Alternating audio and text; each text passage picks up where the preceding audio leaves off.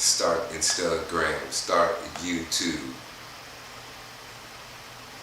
It's the last of the month. Wake up, wake Start up, the wake up. Facebook. Last of the month. Start the IG. I think every single service is rocking, y'all. Come on in, invite a friend. Matter of fact, invite about 10. Cause hot dog it, we about to go in. I'm telling you right now. Let me get this last one going.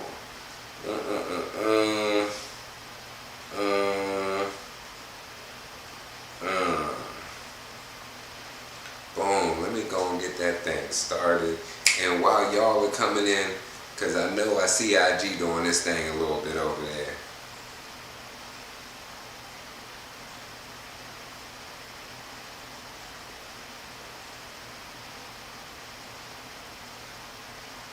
We gonna let this one do what it do too. Come on in IG, come on in Facebook. I see Payoga in the building. All right. Let's see. Let me get my setup, my shindig right, so I can maneuver. What's going on, Dr. Peace? You want me to tell them about that UEIG? You know what? We gonna let them breathe right now. We gonna lift that garage up. And we gonna let that garage breathe. Breathe, stretch, shake, let it go. Stretch, shake. But there are some things I will tell you. There's some phenomenal ways that you can be a part of the crew in person too. I'm trying to tell you, whether you're on IG, Facebook, YouTube, while you're chilling with us in the Zoom room, you can check us out at one of the partners, Sun and Moon Yoga. You can check us out at Flow Yoga Center, where we got the Mysore program. We got one 6:30 to 9 at Sun and Moon. We got another one 10 to 12 that's Flow Yoga. It's some fire. This weekend coming up, we'll go in depth. There's a workshop where I'll discuss the tradition, the history of what it is that we're teaching. What is Ashtanga? What is this style in which we're teaching as well? What's some of the etiquette? Like, how does it flow? How does it vibe? Because it creates some interesting communities. That is this Sunday at June 2nd at Flow Yoga Center. Check out the website. Everything's on there. Easy to follow through. What's good? What's good? Welcome. What up, Megan? While we waiting for a few more to come on through on them other social medias too. Some of the people who help me be me and help me do what I do. We got my dude Tony. He's part of the crew and he's from Payoga Universe, and that's a dimension where people are our greatest resource. And I'm telling you, he's phenomenal.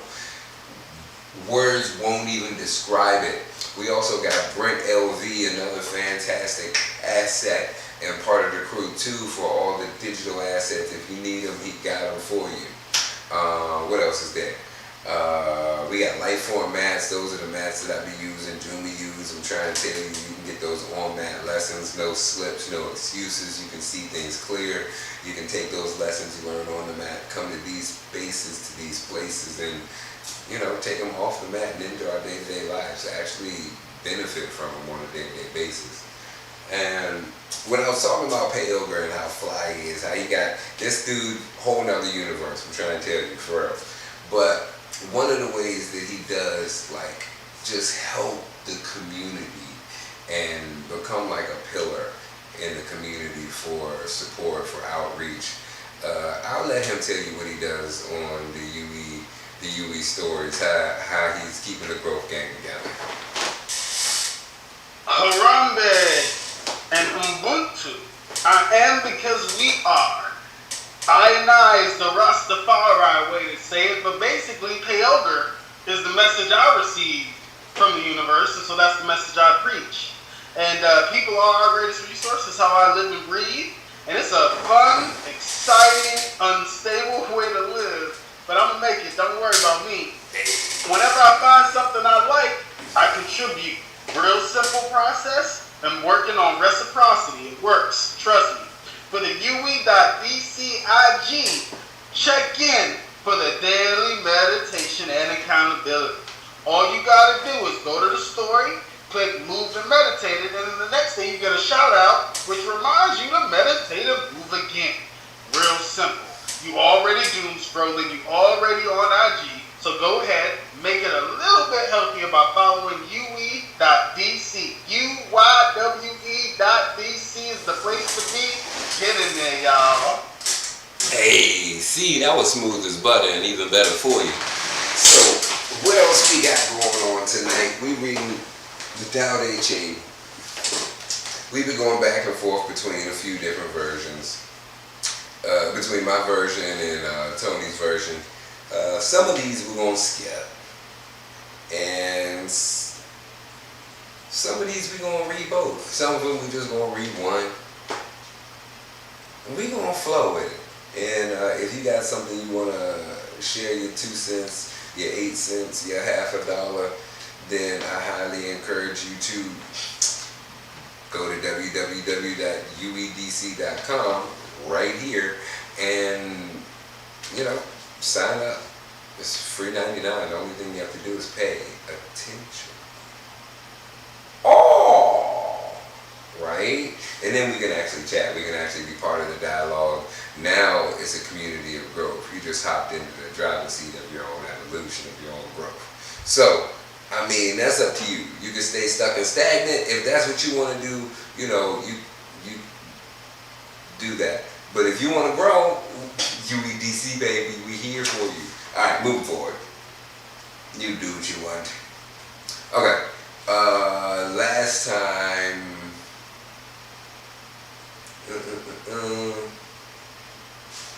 Yeah, that one was trifling.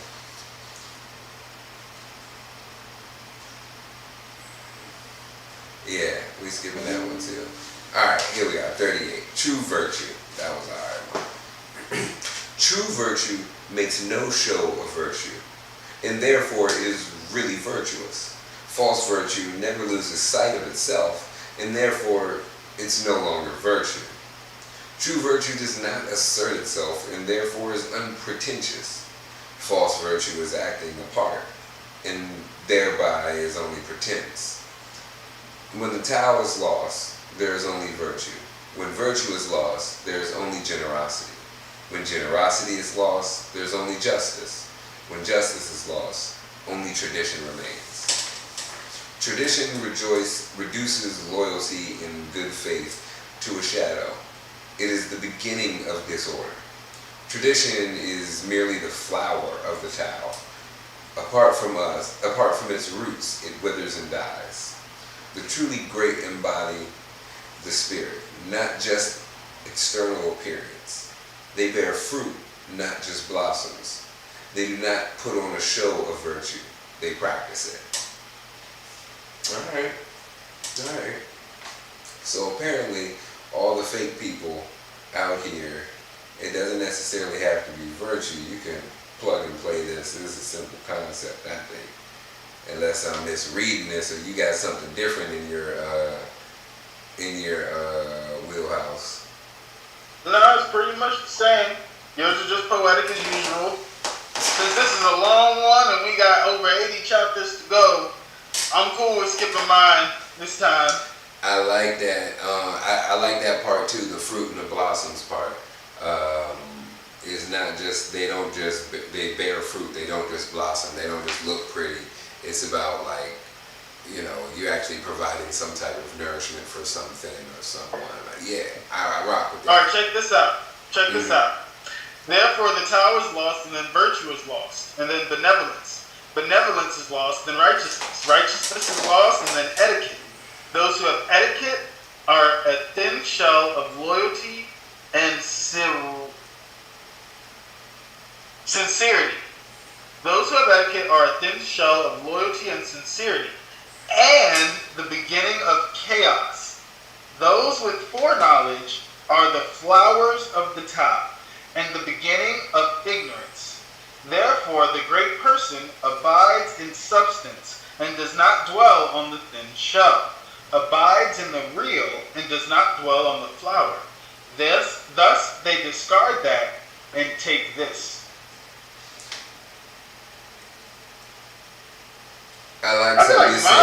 poetic than yours. I like something you said in the beginning part. When it said, mine says justice, generosity. What was the word that was used? Benevolence and righteousness and etiquette. Etiquette is just a thin shell. That was a bar. That's when it started to connect over here a little bit more too. Those who have etiquette are a thin shell of loyalty and sincerity. That's what everybody says about the rich. Like the Great Gatsby parties, like in masquerades and shit, like high society. Ain't none of those motherfuckers talking about real shit while they're there. Like, maybe the Real Housewives is gossiping, but like, is that real? You ain't gonna tell your best friend there. What's that saying? They say that's etiquette. That's etiquette. That's etiquette. That's etiquette. Etiquette is not talking about no real stuff. Etiquette. That's etiquette. That's a thin shell of loyalty and sincerity. I support that. If someone is just like following. That's a thin shell. That's high society. I'm picking up what you're Well, it's what's seen. It's what's on the surface. It's like tying it back. Like it's like what's the substance, right? Celebrity. Or if there's substance. What's sad is that a lot of families are like that though. What's sad is that a lot of families who want to be there or want to feel like they're there during the holidays and the family get-togethers, they don't want anybody to bring anybody else down, or they don't want anybody to bring any problems, or they don't want any drama. Oh yeah, that. And so you gotta catch them in the off season because you have to have etiquette. It's not polite to cry. I think that's a common saying. Or complain. You should be thankful. You should be grateful. I think. Oh, that's a good question. Hey, what up, Banu? Banu Bird, what you do? What's the relationship between etiquette and manners? I see. Etiquette is like the type of is the like sometimes you're just being polite, not lacking sincerity.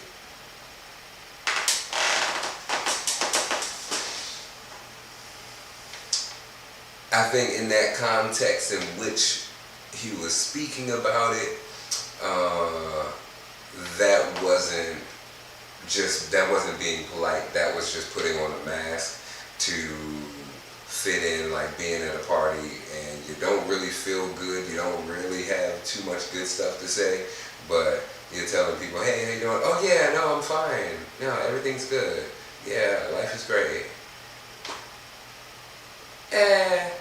I'm gonna be honest, if someone were to say that, I'd be like, stop lying to me. You can tell me things suck and we don't have to come down about it, but we could be honest. If I ask a question, I feel as though you shouldn't ask questions you don't want the answer to. So if I ask a question and someone tell me a whole lot, I'm like, damn, well, I should have thought about that before I asked them. Or, damn, maybe that person really needed to get something off their chest and I was the perfect person for them. That's all, Fair enough, you can continue to record. A lot of times people ask how you doing and they don't really want to know. How you doing has just become a common greeting. And the common response is fine. Yeah, yo, I get so many common responses from I have someone. That's why I have rephrased what I say. I don't say how are you doing? How was your day? No, I say how are you feeling and flowing? Because I'm asking a specific question, and I know if you say good, you ain't giving me a present answer. You just giving me the voicemail response, the boop play. So. I just keep moving on. I live my life. Or, depending on the person, I'll be like, nah, come on. You gotta give me a little more than that. I can't just walk away, yo. What's up? What's up? I know X, Y, Z happened, especially if they had something good go on. Nah, bro, you gotta celebrate. You gotta celebrate. Come on, bring that love We this gotta way. see Bring what's that going good vibes on. this way, my guy. Yeah. I feel like you pulled me up before like that. That's memorable. Hey, come on now. I love it. Oh, Something that I've been trying to do when I remember to is to ask, what's good in your life? I like that. Like, what's good right now? Like, I saw a TikTok about some teenagers trying to start the trend, and I was like, ooh, I like this one. I like this one. What's good in your life? Yeah. Ooh. What's good in your life? Tell me your joys. Now, Don't tell me. I don't need to know all the sorrows. Tell me your joys, because then I know what to push. I can focus on the good things. So when they come my way in my life, I know how to push them to you. Now, something that I've recently revamped in my love life, generally speaking, is my unique love. I am a joker, jester, clown, and I'm able to embody so many different personalities that I'm able to love people so uniquely and individually that for me, what's good in your life becomes uniquely tailored to whoever I'm talking to. Mm-hmm. Like, automatically. My father visited me this past weekend, and he even pointed out that when he saw me speaking to the lady at church, he saw my physical mannerisms starting to mirror theirs. Like, it's just the general love and empathy superpower that I started to recharge. So, like, straight up, what's good in your life becomes what's good today? What's good this week? What's good recently? Like, tell me something good that's happened. What you happy about right now? You know, just however you can get that vibe. I appreciate that vibe. Because I know, for me and you, what's good in your life, that fits. Like, I can see you asking me what's good in your life, and I take a deep breath first. I'm like, damn, man, he about to unpack something right here. This one of the I large boxes from Home Depot. From you all. I can celebrate now. Like, you want to know something good, so I can put down the bad for a second. And let me tell you, you know, like. What up, Niles? Yeah, that's who I was talking to. Alright, next one. I'm 39. Unity. Only those who attain unity become what they are meant to be. The heavens attain unity and become space. Matter attained unity and became earth. Spirit attained unity and became mind. Valleys attained unity and rivers flowed into them. All things that attain unity have life. And the highest is that which produces unity. Rulers, as they attain unity, become models of conduct for the people. If heaven were not space, it will fall. If earth were not solid, it would melt. If spirit were not unified, it would vanish. If valleys were not unified, they would dry out. Everything, if not for life, would dissipate. Rulers, if they overestimate themselves, will fall. Nobles should find their roots among the commoners, for the high is always found upon the low. Great rulers identify with orphans, inferiors, and unworthy because they recognize their roots in the lowest of their people. The wise do not desire to be set aside as precious gems, nor discarded as worthless stones. They just want that vibe. Okay, I'm rocking with it. I like how it started off. It came in all metaphysical and whatnot. The heavens, unity, space, matter, and unity, earth, spirit, and unity, the mind. I was like, alright. My last line is, be dull like rocks. Go ahead, Dale, you got it. I feel like that was also like kind of addressing a question I had about.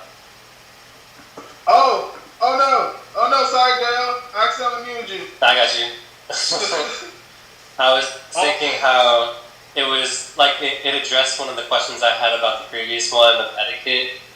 Is like I was thinking about like, well, okay, well, what's the place for like etiquette? Like, is like you don't just like tear off your skin just like once you realize how deep you can go within. Like it's like there's still like a place for a turtle to have a shell.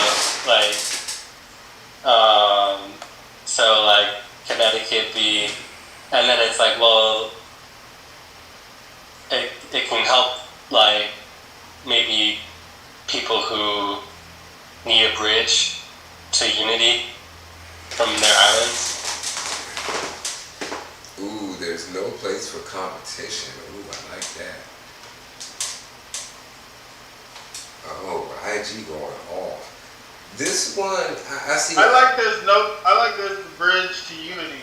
I like that metaphor. That Dale just dropped. That was a bar. The bridge to unity. Do you remember what Like, the whole thing was? For example, Yo, like people have like the etiquette, like, oh, you didn't bow when you walked in. In some cultures, where in other cultures, it's like you didn't just you didn't say what's up or whatever. Like, Yeah, you ain't dap me up. You ain't leave without saying nothing. What's wrong with you? right. In Doctor Strange and the Multiverse of Madness, Wong is the Sorcerer Supreme, and he keeps telling Doctor Strange throughout the whole movie, you know, it's customary to bow to the Sorcerer Supreme. And like every time somebody bows, they see him, he like looks over at Strange like, nigga, like you see this, right? Pay me my dues. Come on, I'm earning. It's like somebody who earned their doctorate, and you call it a Mr. or Mrs. Or sir.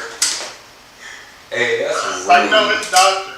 Like, oh, I've seen that correction so many times. But I also have seen the work so many times that I understand it. Hey, Brett's here. The gang's out here. Hey.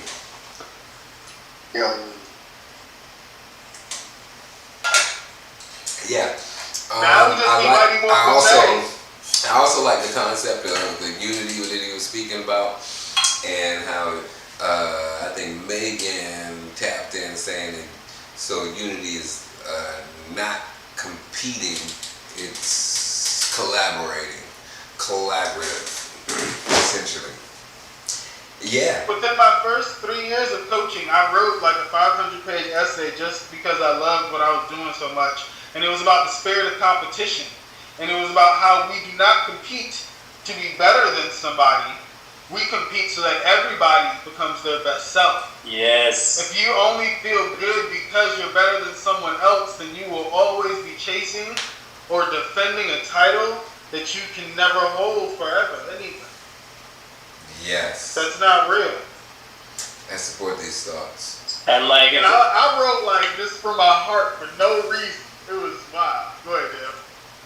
it was like if I was playing pool and there was no one else there, it's like at some point I'd be like, okay, like I'm kind of like this is nice, but then like I mean, you can collaborate with someone, but just having someone like just test, like, well, if I do this and this and I can block this and you know set this shot up, is like you start thinking in other ways, and then like so like it's you're competing so that just to play with the laws of physics a little bit more. To make yourself a little bit better, new perspectives, because they'll put you in situations that you yourself couldn't think of, and that's the whole purpose of another human. People are the only infinite variable. Man, Nature is predictable. Man, That's the whole bear and man thing, is that nature is predictable. Are people outside nature? He said that's the whole bear versus man thing. And nature's predictable. From most people's perspective, yes. Oh, that's comedy, because it goes both ways. Oh, that's comedy. It does go both ways. But it's understandable. It goes both ways. But that's another, we can do another, let's do a Wednesday. Let's do a Wednesday, Jay. Come on. I might have a little bit more time this week. It's about to be Wednesday. Daddy on the leash. What? Tomorrow's her last day off work, so I might be with you. Hey. We can do that. Maybe I'll move to the basement. You see what's up? See the new setup. I've been adding some things, a little splash and whatnot. I wanted to read my chapter 32. 39. The long one? No, it's both. No, it's not long. It's only 3/4 of a page. The unity. What's the difference? Any difference? Is it worth the difference? It's those that attain oneness That doesn't mean read it. I was gonna just skim it. No, that means if you have to read it to determine if there's a difference, then it's not a difference. The important part to me that stood out was the ending. Just let me read the last 5 lines. Yeah. Okay. All right. Thus the rulers call themselves alone, bereft, and unworthy. Is this not using the lowly as basis? Is it not so? Therefore, the ultimate honor is no honor. Do not wish to be like shiny jade. Be like dull rocks. And I just finished watching The Monkey King with my kids yesterday, and they was trying to say, you are just a pebble in the palm of my hand. And then he tries to escape the Buddha's hand, and he thinks he gets to the edge of the universe, but he does, spoiler alert, sorry. And then he like puts the X on the Buddha's finger, and then like he comes back, but like he didn't really go nowhere. That's the end of the movie, kind of. Don't worry, I'm not watching The Monkey King. I saw like the first maybe 10 minutes, maybe 5 minutes of that, and I was like, that's a hell no. We're not going to finish this. I think it was the animation. For a moment, I felt like I was watching that, like a wannabe version of Dragon Ball Z, where they are already halfway transformed. Anyway, I digress. 41. Students. Because we're all students. 40. Not 41. 40 short. Hello. Skip. 41. What? Students.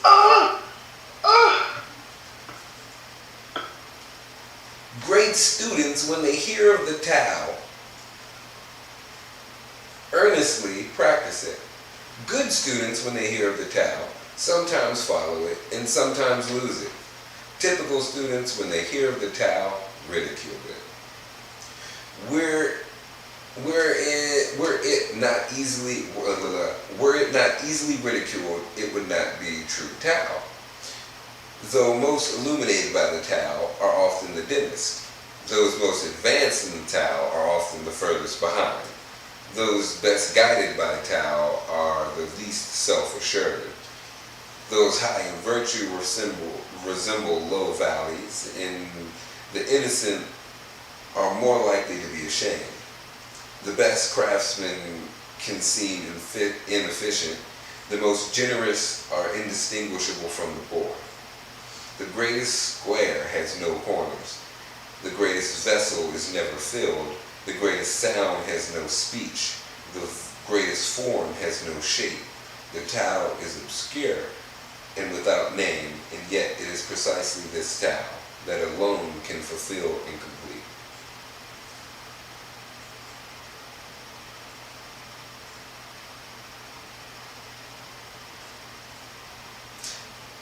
You here say anything different before I swan down? It's another chapter that's repetitive, and there's an opportunity once again to go deeper and lose your reality in it. I researched the top holy books in the world, and this is number 3. This is the 3rd highest holy book in the world. I think it's the Bible, the Quran, and then it's the Tao. Okay. And it goes back to the being, a dull stone type metaphor. I mean, I ain't gonna fake.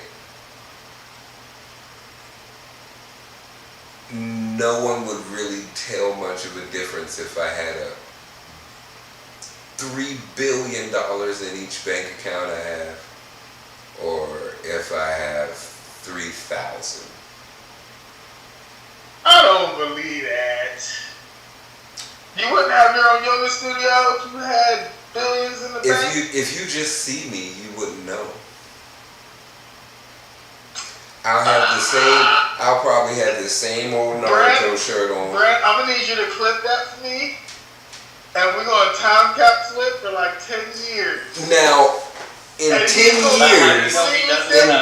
10 years or in 2 months, when I go and do something and I'm out and wearing something that G makes me wear to be dressed up or whatever the occasion is, then do not try to replay this for that, it is a different scenario. You see me on the regular, I'm just a regular chill. So what you're saying is your billions in the bank will only apply to the etiquette and the thin society show loyalty people. Yes. Yeah, but the next day you couldn't tell. Yes. No. It don't even have to. I don't even have to be the next day. We talking like the next. Is it over? I got my change in the car. I'm trying to be comfy. I'm trying to be cozy. That's my life. If you had billions, you wouldn't have had your car stolen twice. I don't have billions. And just because you have billions, you wouldn't have had your car stolen twice. You right. You would. Okay. You so right. I'm just saying. You know, I like to argue and call you out on a little bullshit I see when it's real bullshit. And I really don't think you'd be the same. Like I think we can want that and think that about ourselves, but I really think the same way power corrupts, I think absolute power corrupts. Absolutely. I believe all power corrupts. Period. I think every toxic relationship is a power imbalance that just exacerbated and corrupted. I don't think it starts that way. I believe life is a power imbalance. So I believe it absolutely starts that way. I think the power of ourselves. That's why we have to find balance, my friend. That's why the Tao is here for us. Jarrick did say the difference between 3,000 and 3 million. I just want to pick a bone here because the difference between 3 billion and billions is gigantic. Enormous. It's astronomical. It's astronomical. I saw the Rice video. It's crazy. It's crazy. Okay, good. Yeah, I heard billions too. Yeah, it was a beat. It was a beat. I said what I said. It was a beat. A boom, boom, boom, boom, boom. I was just talking about this last night. Even the power over ourselves corrupts.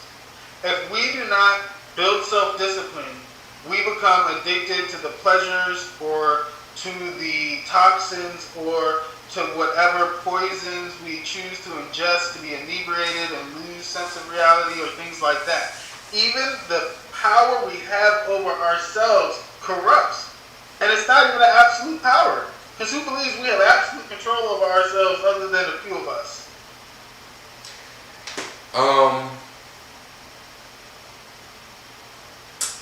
That can cause some rant arguments, but I believe the majority of all power humanity has has the potential self-control. to corrupt.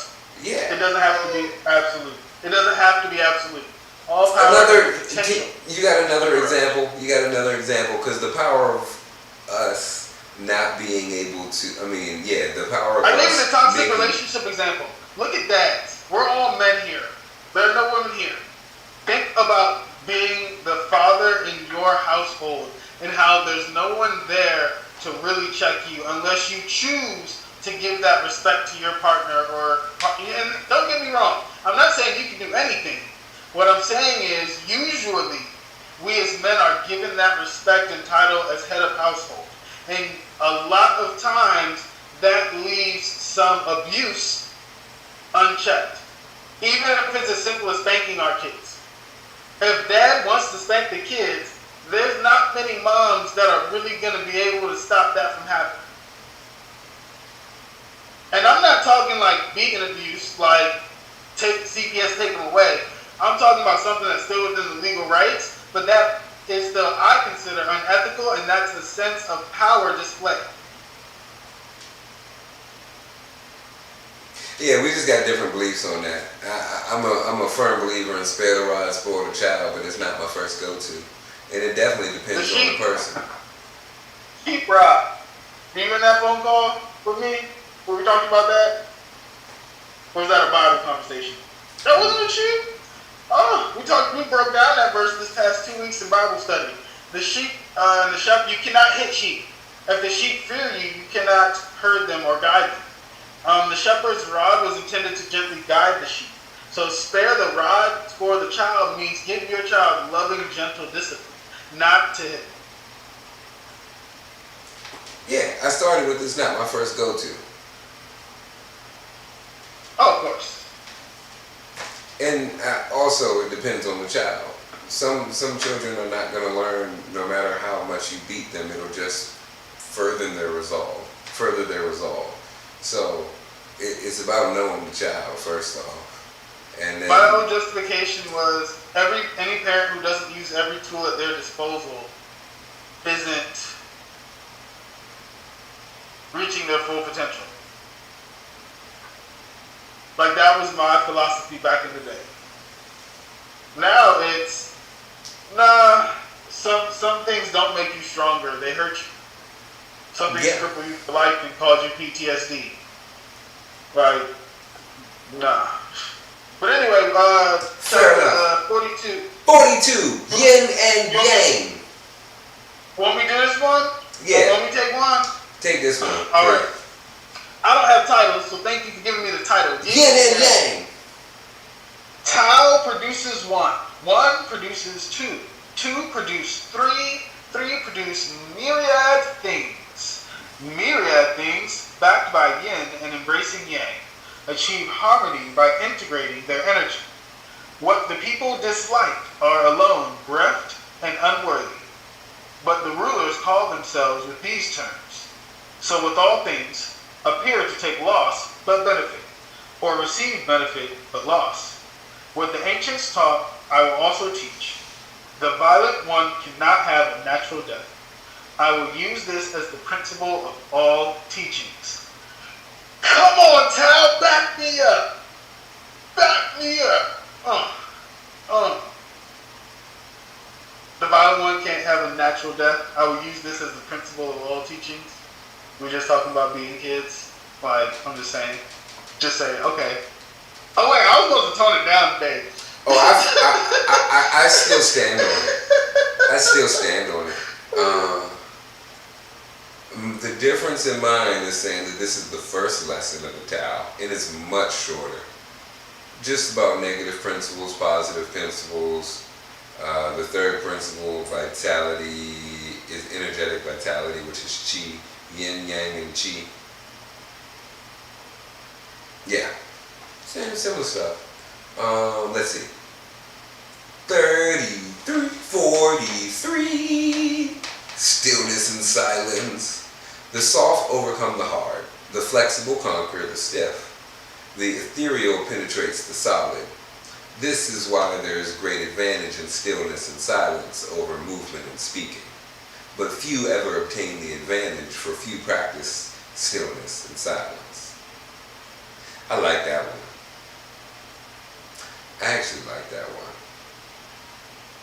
Where's my pen? My words are,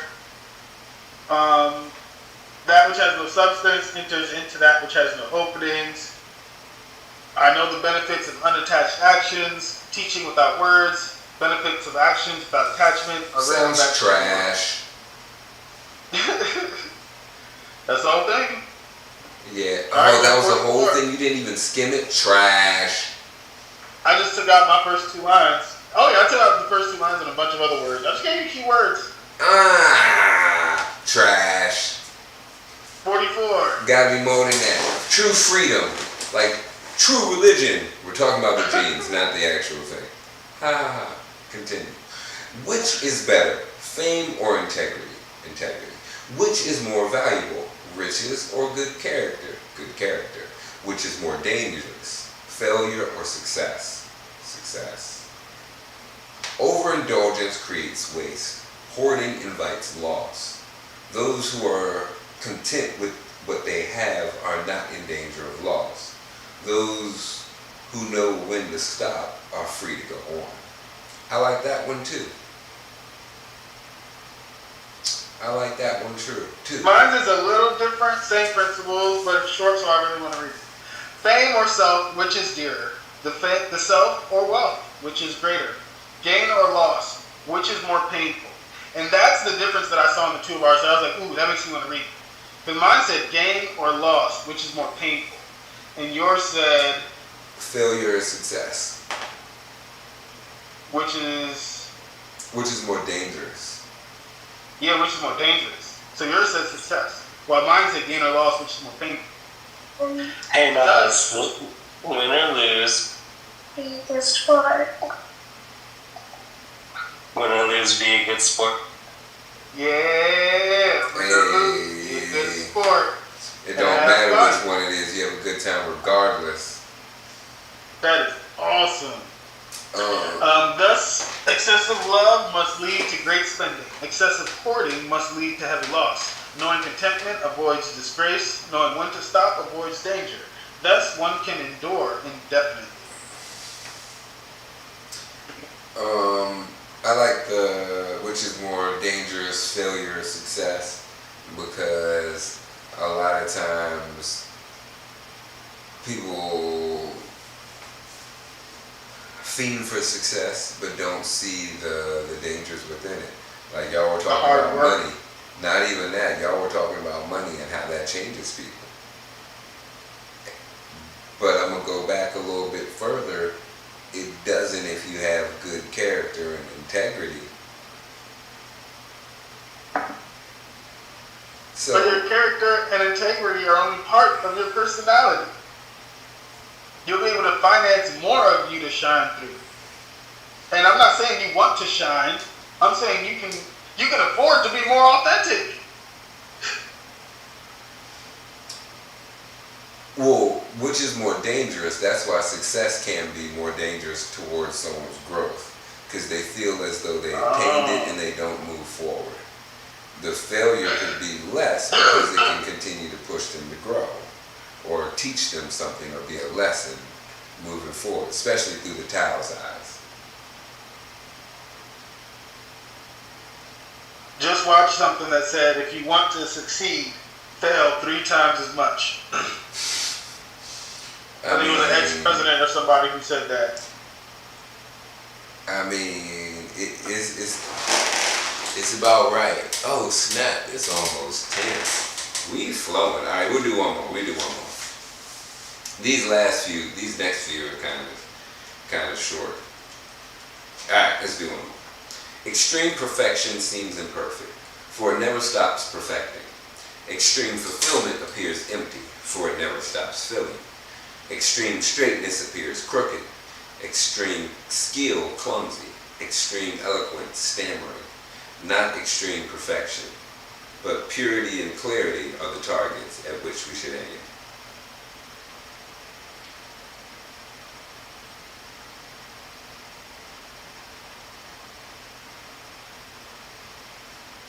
My last lines. Movement overcomes cold. Stillness overcomes heat. Clear quietness is the standard of the world. I like how he calls it clear quietness. I like how he calls it clear quietness, because when I try to meditate outside, it is never quiet.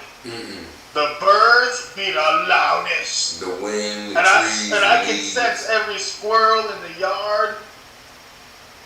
Like, yes. Yeah, but is it the squirrel you hear, or is it your brick making the sound? I heard the squirrel on the fence. Like, I know the sound of like the tiny claws scratching because I'm in the yard doing gardening every day. Who heard it? I heard it. Where? In my mind? In my ear? Right. Same way I'm hearing you now? I mean, right, so like you're creating the experience of the bird. Like you're not creating the sense of sound, right? I mean the vibrations of it. I mean, you know, it's kind of good, but it's about that, so I got you. I feel you, D. I was just saying that sometimes helps me when I'm meditating, is recognizing that it's not some outside noise that's distracting me. If I'm getting distracted by it, then it's like I don't know. I try to integrate it into my, ocean. I got you. That's how. Alright, social media. We gonna hop off, y'all. Thanks for vibing with us. Thanks for tapping in on the replays. Again, I highly encourage you to check out uedc.com. Sign up. hop on. We'll be here Monday, Tuesdays at 9, Thursdays at 12, and check out the other offerings that are available, in-person classes, and also we got some workshops and some things coming up for you. Peace and love, kings, queens, and gods.